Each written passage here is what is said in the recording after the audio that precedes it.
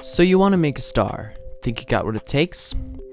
Though the project of making a star may seem daunting at first, given how huge and hot they are, but the process is actually surprisingly simple. Just follow these simple steps and you'll have a bright, glorious star shining in the night sky in no time.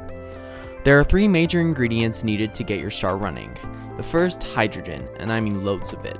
But being virtually the most abundant gas in the universe, you shouldn't have any problem with that. You can find particularly large amounts of it in nebulas.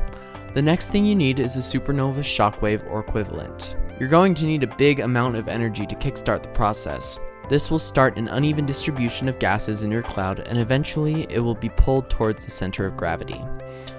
The third ingredient, time. I don't know if you could hear the sarcasm in my voice when I said you'll have a star up and running in no time, but regardless, you're going to have to leave it cooking for a long time. The point when a star becomes a star is when it achieves nuclear fusion, which is when hydrogen goes through a complicated process and magically becomes helium.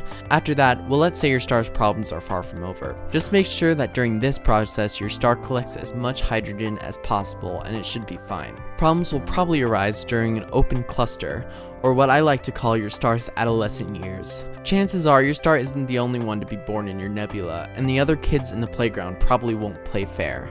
Normally, it's the kids with the largest masses that pick on, and by pick on, I mean blast superheated gases at, the less massive stars. But, assuming that your star wasn't ripped apart in an open cluster, your star is now successfully burning bright, and it might have picked up a friend or have a family of planets, who knows. But what is for sure is that if you follow these simple steps, you found enough hydrogen, and a star went supernova near it, and you gave it enough time, and it didn't get blasted to pieces in an open cluster, you'll have a star providing heat and light to the universe for billions of years.